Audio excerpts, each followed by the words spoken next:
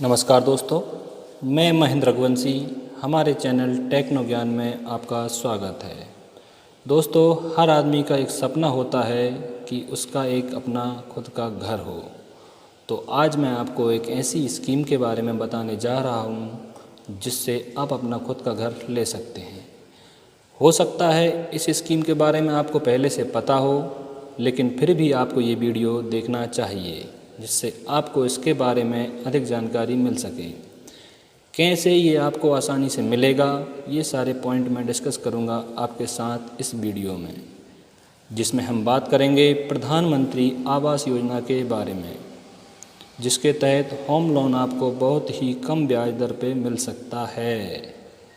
आप हमारे साथ बने रहिए। स्कीम को समझने के लिए वीडियो को अंत तक देखें। अगर आप पूरा वीडियो देखेंगे तो आपको इस योजना के मुख्य पहलू समझ में आएंगे। अब हम बात करते हैं प्रधानमंत्री आवास योजना की। तो पहले हम जानते हैं कि इस स्कीम के क्या उद्देश्य हैं, किस उद्देश्य से ये स्कीम को लॉन्च किया गया है। क्या है स्कीम? दोस्तों, सभी का एक सपना होता है कि उसका अपना एक घर हो। तो मैं आपको एक स्कीम के बारे में बताने जा रहा हूँ जिससे आप अपना खुद का घर ले सकते हैं, बना सकते हैं। वर्ष 2022 तक शहरी क्षेत्रों में सभी के लिए मकान हो, इस उद्देश्य के साथ 25 जून 2015 को प्रधानमंत्री आवास योजना शुरू की गई। इस स्कीम का लक्ष्य महात्मा गांधी की 150वीं जयंती के उपलक्ष्य में 31 मार्च 2022 तक देश भर में 20 मिलियन घरों का निर्माण करके सबके लिए घर, हाउसिंग फॉर ऑल के अपने उद्देश्य को प्राप्त करना है। दोस्तों, अगर इस योजना के तहत आप लोन लेना चाहते हैं तो इस योजना के तहत पहली बार घर खरीदने वालों को बैंक के माध्यम से वित्तीय सहायता देने का प्रावधान किया गया है। इस योजना के तहत आवेदक के पास कोई अन्य मकान या फ्लैट नहीं होना चाहिए। अगर आपके पास पहले से मकान है, आपके नाम पर है, तो आपको ये लोन नहीं मिलेगा। आपके लिए एक अच्छी खबर है कि प्रधानमंत्री आवास योजना को सरकार के द्वारा 31 मार्च 2021 तक बढ़ा दिया गया है। दोस्तों, अब हम जानते हैं कि इस स्कीम का लाभ कौन कौन ले सकता है। तो आप ध्यान से सुनिए। आवेदक के आयु 21 से 55 वर्ष के बीच होना अनिवार्य है। एक लाभार्थी परिवार में पति पत्नी, अविवाहित बेटे या अविवाहित बेटियां शामिल होंगी। ये एक ही परिवार कहलाएगा। एक ही परिवार का मतलब होता है पति पत्नी और उसके अविवाहित बेटे और बेटियां। आवेदक के पास पहले से खुद का घर नहीं होना चाहिए। कमाई करने वाले व्यक्ति, चाहे वैवाहिक स्थिति कुछ भी हो, को एक अगर अलग हाउस होल्ड के रूप में माना जा सकता है। मतलब अगर आप लोन लेना चाहते हैं तो पति पत्नी एक ही कहलाएंगे और एक ही को लोन मिलेगा घर में। ठीक है। अब हम बात करते हैं पात्रता की। प्रधानमंत्री आवास योजना के लिए कौन कौन पात्र है उसकी हम बात करेंगे। तो आप ध्यान से सुनिए। आर्थिक रूप से कमज़ोर वर्ग, मतलब EWS, इकोनॉमिकल वीकर सेक्शन, जिनकी आय 3 लाख तक की वार्षिक आय वाले परिवार इस सेक्शन में आते हैं। ठीक है। दूसरा होता है निम्न आय वर्ग, LIG, लिमिटेड इनकम ग्रुप। तो इनकी आय 3 लाख से 6 लाख तक की वार्षिक आय वाले परिवार इस सेक्शन में आते हैं। अब तीसरा है मध्यम आय वर्ग, MIG1। इनकी आय 6 लाख से 12 लाख रुपए तक की वार्षिक आय वाले परिवार आते हैं इसमें। तीसरा है मध्यम आय वर्ग, 12 से 18 लाख तक की वार्षिक आय वाले परिवार इस सेक्शन में आते हैं। महिलाएं जो EWS और LIG कैटेगरी संबंधित हैं, अनुसूचित जाति, अनुसूचित जनजाति और अन्य पिछड़ा वर्ग के लोग इस स्कीम के लिए पात्र हैं। अब दोस्तों, ये जानते हैं कि कितने टाइप से ये लोन मिल सकता है। मतलब अगर आपको नया घर बनाना है या बना बनाया घर लेना है या फिर बने बनाए घर में अलग से कंस्ट्रक्शन करवाना है, सेकेंड फ्लोर बनाना है, कुछ कमरे बनाना है, तो उसके लिए तीनों ही कंडीशन में आपको ये लोन मिल सकता है। फिर चाहे आवेदक सैलरीड पर्सन हो या बिजनेसमैन हो या फिर प्रोफेशनल हो। दोस्तों, अब बात करते हैं कैटेगरी की। 4 कैटेगरी में बांटा गया है। इस स्कीम में सभी लोगों को 4 कैटेगरीज में बांटा गया है और उन कैटेगरीज के हिसाब से किसको कितना बेनिफिट मिलेगा किसको कितनी सब्सिडी मिलेगी, ये सब डिसाइड होता है। तो अब हम कैटेगरी वाइज बात करते हैं। आप किस कैटेगरी में आते हैं उसे ज़रा ध्यान से सुनिएगा ताकि आपको समझ में आ पाए। तो लोगों को 4 कैटेगरी में बांटा गया है। EWS economical weaker section, LIG lower income group, MIG-1 middle income group 1, MIG-2 middle income group 2। अब हम बात करते हैं 4 कैटेगरी में क्यों रखा गया है, क्या कारण है कि लोगों को 4 कैटेगरी में विभाजित करना पड़ा। तो सबसे पहले बात करते हैं EWS कैटेगरी की। EWS category economical weaker section, ये वो लोग हैं जिनकी सालाना आय 3 लाख रुपए तक है। अगर आपकी आय भी सालाना 3 लाख रुपए तक है तो आप इस कैटेगरी में आवेदन कर सकते हैं। और आप उसको ध्यान से सुने, अगर इस कैटेगरी में आप आते हैं तो ये आपको लोन कैसे मिलेगा। इस कैटेगरी में आने वाले लोगों को 6.5% की सब्सिडी मिलेगी। 6 लाख रुपए तक के लोन रकम पर 6.5% की सब्सिडी मिलेगी।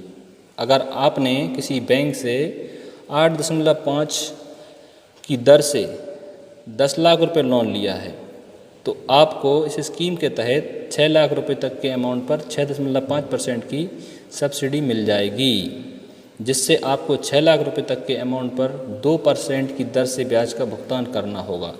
बाकी बचे हुए अमाउंट पर आपको बैंक रेट के हिसाब से ब्याज देना पड़ेगा।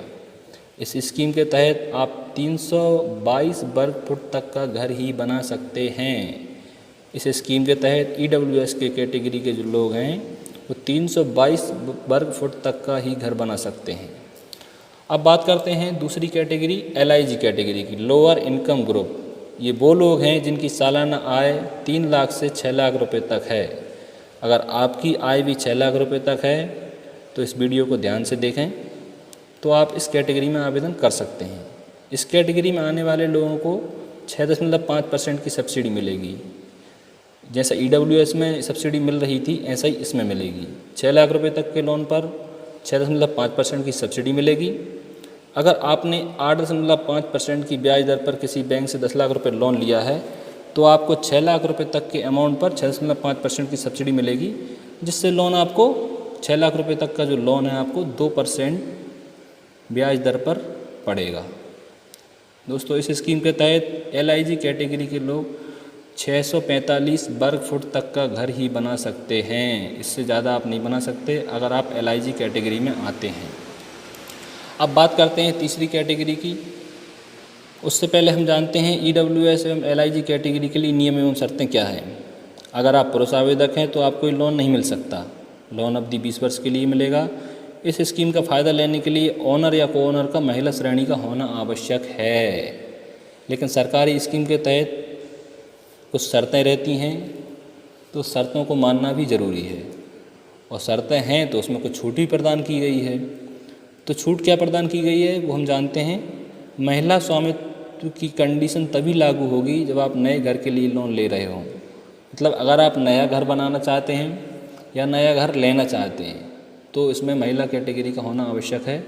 अगर आप बने बनाए घर में कंस्ट्रक्शन करवाना चाहते हैं तो मेल आवेदक भी मान्य किए जाएंगे, तो आपको ये लोन मिल सकता है। अब हम बात करते हैं MIG कैटेगरी 1 की, मिडिल इनकम ग्रुप 1।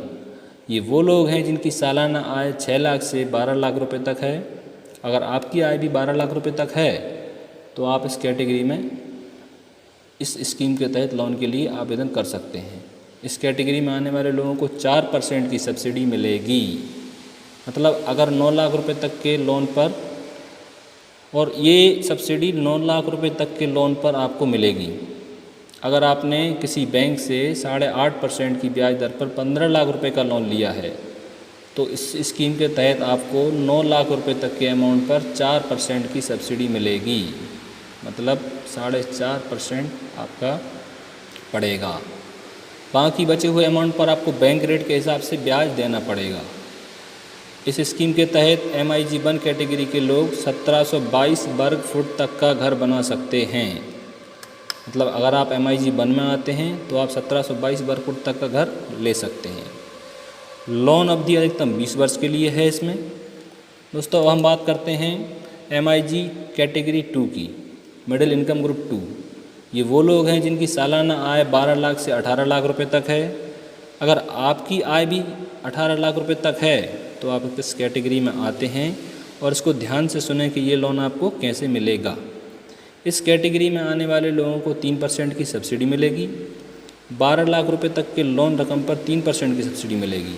मतलब अगर आपने 20 लाख रुपए किसी बैंक से लोन लिया है तो आपको 12 लाख रुपए तक का जो अमाउंट है उस पर 3% की सब्सिडी मिल जाएगी। अगर आपने 9% में लोन लिया है तो आपको 12 लाख रुपए तक के लोन पर 6% ही ब्याज देना होगा। बाकी बचे हुए अमाउंट पर बैंक रेट के हिसाब से ब्याज देना पड़ेगा। इस स्कीम के तहत MIG कैटेगरी के लोग 2150 वर्ग फुट तक का घर ले सकते हैं। लोन अवधि अधिकतम 20 वर्ष के लिए है। अब हम बात करते हैं पूरे विवरण की। इन चारों कैटेगरीज का विवरण दिया गया है कि अगर आपकी घरेलू आय इतनी है, ब्याज सब्सिडी के लिए कितना लोन मिलेगा, ब्याज सब्सिडी प्रति वर्ष कितनी मिलेगी, अधिकतम लोन अवधि कितने वर्षों की है, अधिकतम आवासीय इकाई प्रति कारपेट एरिया कितना है, ब्याज सब्सिडी की शुद्ध वर्तमान मूल्य की गणना के लिए छूट दर कितनी है, अधिकतम ब्याज सब्सिडी राशि कितनी होगी। तो ये आपको स्क्रीन पर दिखाई दे रहा होगा दोस्तों, ये आप देख सकते हैं। मैंने पहले भी इन चारों कैटेगरीज के बारे में आपको बता दिया है, फिर भी अगर आपको समझ में नहीं आया हो तो आप इस टेबल को देखकर समझ सकते हैं कि आपको कितनी सब्सिडी मिल सकती है, कितना आपको ब्याज पर सब्सिडी मिलेगी, कितना आपको अमाउंट पर सब्सिडी मिल जाएगी, कितना आपको लोन मिल सकता है और कितना घर आप इसमें बना सकते हैं।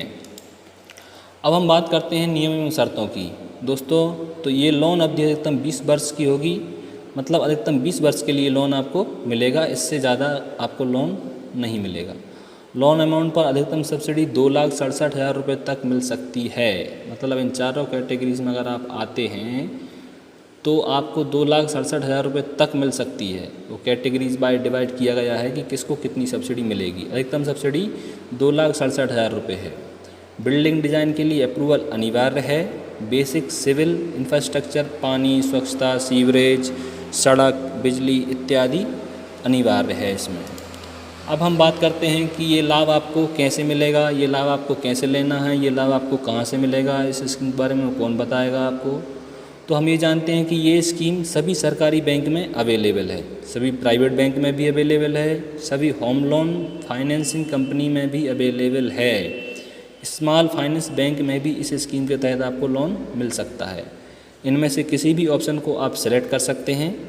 सरकार ने इस स्कीम को 31 मार्च 2021 तक बढ़ा दिया है। तो आपके पास दोस्तों 9 महीने अभी बाकी हैं। इस योजना का लाभ आप ले सकते हैं और आप अपना घर बना सकते हैं।